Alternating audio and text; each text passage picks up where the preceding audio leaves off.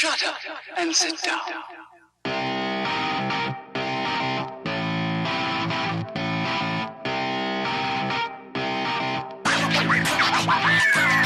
Hello, Phantoms fans. Welcome to the Dump and Chase podcast. I'm Sam Olmstead.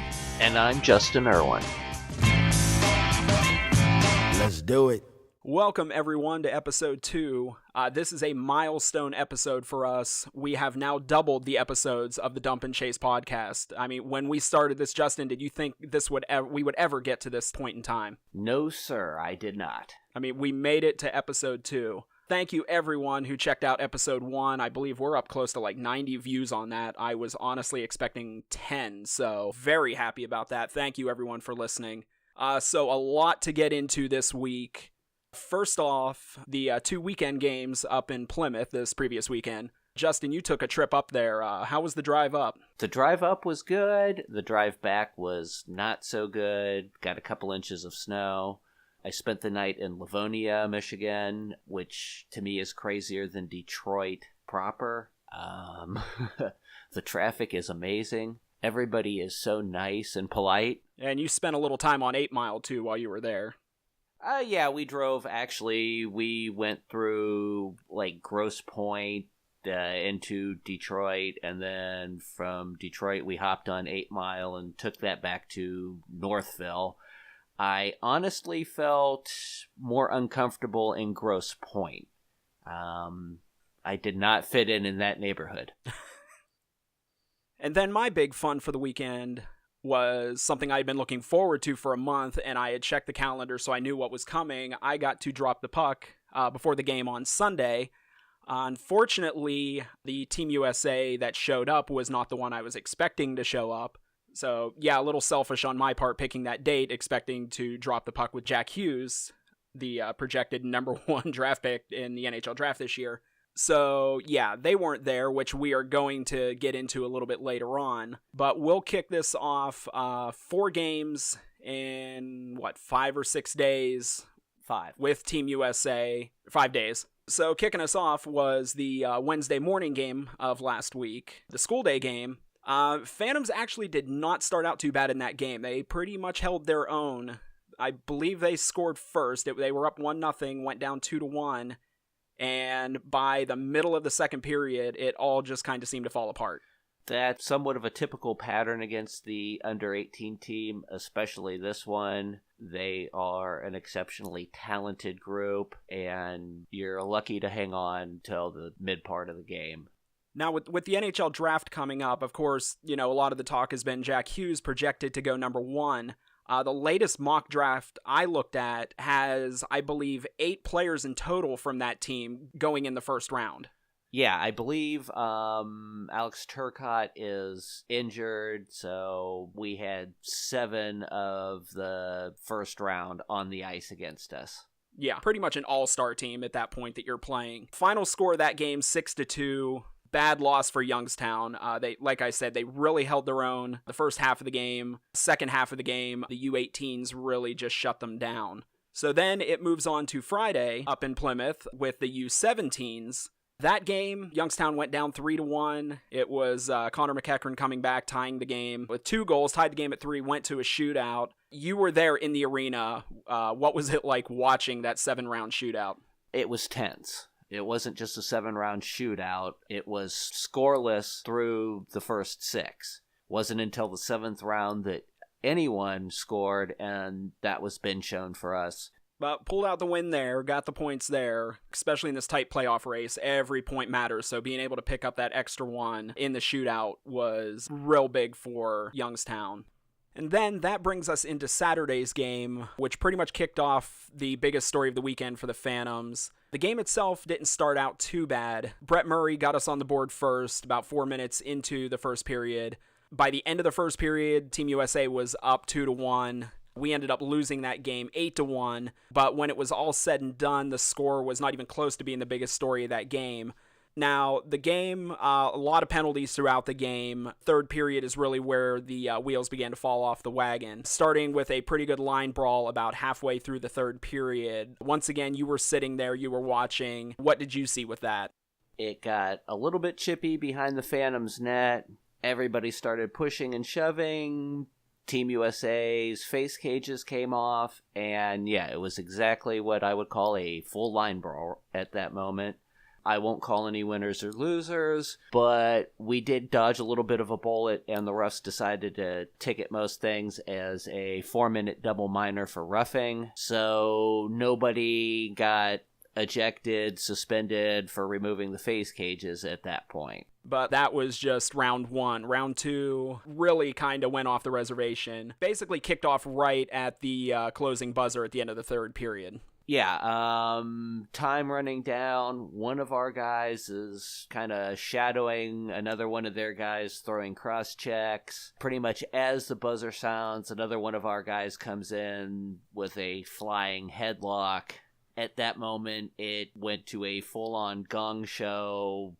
It went on from there. One of USA's players was collecting our gear, tossing it across the ice. Christian Stover was a little reluctant. He came in late, basically just to even things up since their goalie was already involved in it, since it was on their side of the ice. Coach Robleski grabbed one of our players from the bench, not violently, but you can't touch an opposing team's player if you're one of the bench staff. So that was really not good. Our guys kind of did not want to leave the ice. There was a lot of yapping, even going down the tunnel. It was bad. Now, you watch all of that unfold, and then in the aftermath of it, you're expecting suspensions. Waking up Sunday, that's what most of us were waiting to hear, what that fallout was going to be. The fallout of it ended up being, I don't think, anything we really could have imagined, and it was just kind of crazy right from the start. There was a message sent out. That was the NHL Central Scouting, I believe. Yeah, let me read that to you. Okay. Due to incidents from last night's game, USA Hockey advises that the U18 team will not dress any draft-eligible players against the Youngstown USHL today, March 31st. Instead, they will call up US 17 players to participate. Danny Waite will be the only draft-eligible player in the game. And that's from the NHL Central Scouting Service, which is kind of the bulk repository for all higher-level scouting. So yeah, that comes out, and then not too long after that, the Phantoms themselves sent out a message on social media which said, due to what they called a scheduling conflict, that it was actually the under-17s that would be traveling to Youngstown and not the under-18s. Now, I got to imagine on the part of Youngstown, I have to imagine that they were taken by surprise on this, and they had fans coming to the game because they had promoted that, Jack Hughes was, going to be there at that game. That was a selling point for them for that game. I kind of got to imagine they were kind of going the politically correct route with that, calling it a scheduling conflict when obviously it was everything but. So yeah, we find out that Team USA did a switch there and sent the wrong team down to Youngstown to play. The years that Team USA has been involved in the USHL, I mean, can you remember anything remotely close to something like that happening? No, but welcome to USA Hockey. Yeah. We were all surprised, but no one was really surprised. We were surprised, but we weren't shocked. No. There was pretty much everybody's palm hit their face at that moment. So the U17s come to Youngstown. I got to imagine this, I would imagine it was a last-minute decision. Maybe it was not. I do really feel for those kids to kind of get thrown into this whole mess, that as far as they knew, they weren't playing a game on Sunday. All of a sudden, they're on a bus to Youngstown to play. So you have the 17s coming down, and by reaction after the game, you can tell the rest of the United States Hockey League was not happy about this at all. On paper, it would seem like an easier 2 points for Youngstown facing the under-17s than the under-18s. You had some on social media calling, Youngstown goons. This is just Team USA protecting their players. The fact of the matter is, I mean, at least for me, this is not the first line brawl in the history of the USHL. We're not the ones who invented it. No, and most of the line brawls that I've seen in the USHL for the Phantoms have been against Team USA. Yeah, for the most part, it does seem like that. I mean, for Youngstown showed up. The Phantoms had no control over who was on that bus coming down from Plymouth. They showed up to play the game. Honestly, I think it's ridiculous. If this would have been against Central Illinois, and, we were doing a home-and-home with Central Illinois, and there was a line brawl the night before, Central Illinois has to get on that bus and come to Youngstown the next day. Exactly. For Team USA to just kind of swap teams out, what they were thinking, I don't know. To just kind of change the schedule like that. Yeah, USA Hockey and thinking is an oxymoron. I mean, as much good as they do for the league, money-wise, promotional-wise, just some of the things with the National Team Development Program and the way they're dealt with in the USHL.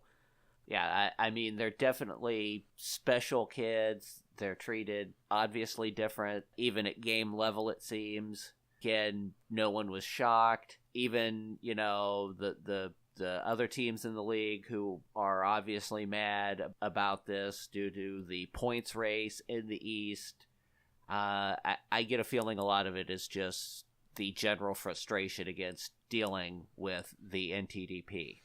Oh, absolutely. I can understand the frustration of the rest of the league. Again, in defense of the Phantoms play Team USA more than any other team in the league, especially this season. We had what was supposed to be 5 against the 17s and 5 against the 18s. That obviously, shifted after Sunday. I believe the next closest was Muskegon with 8 games played against them.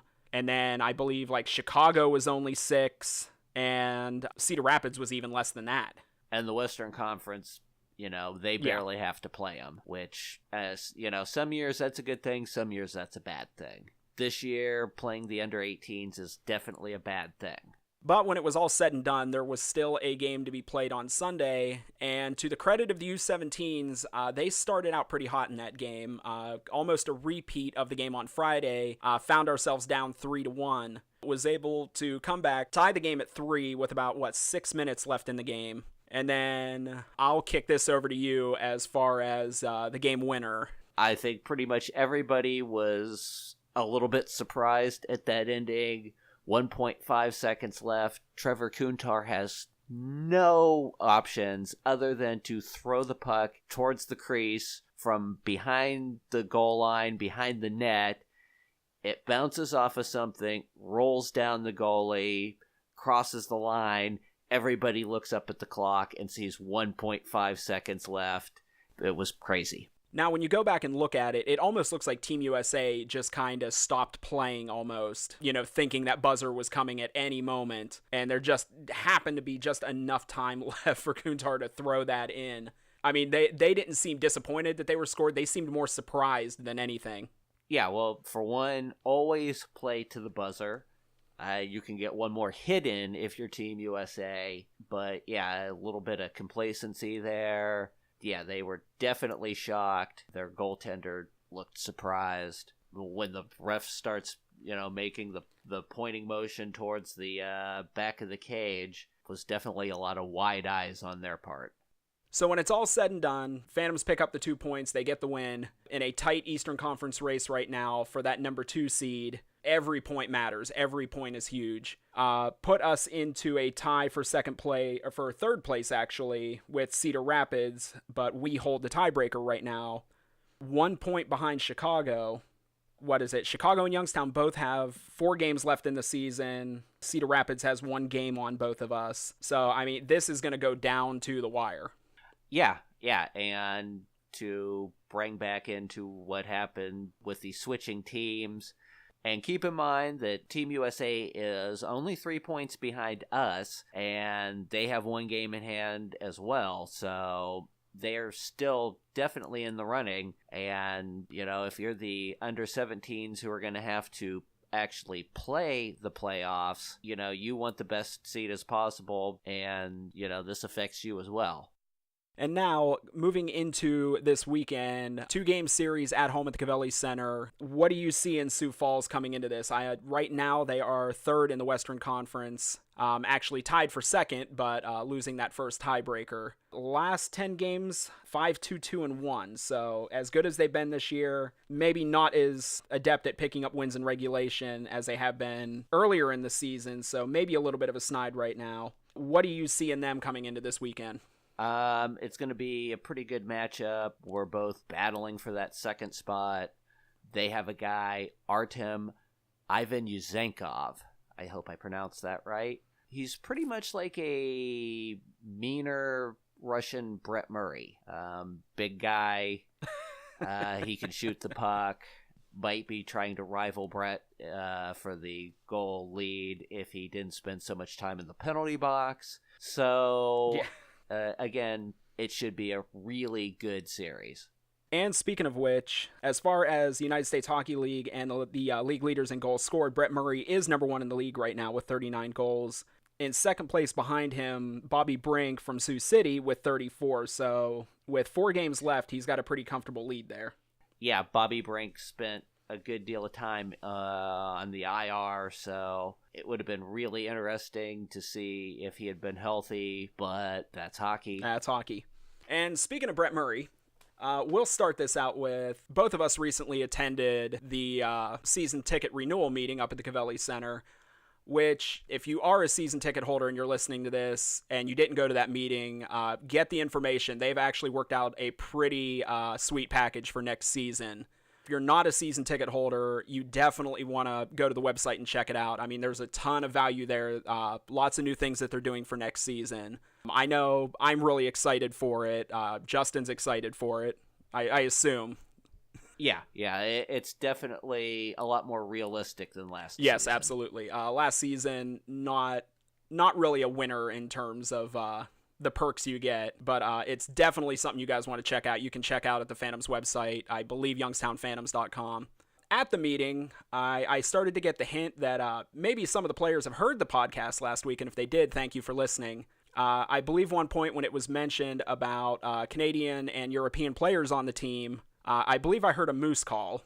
Yeah. And that harkens back to episode 1, where you use the description of Brett Murray being a stumbling moose on the ice at the beginning of the season. And pretty sure I heard a moose call there.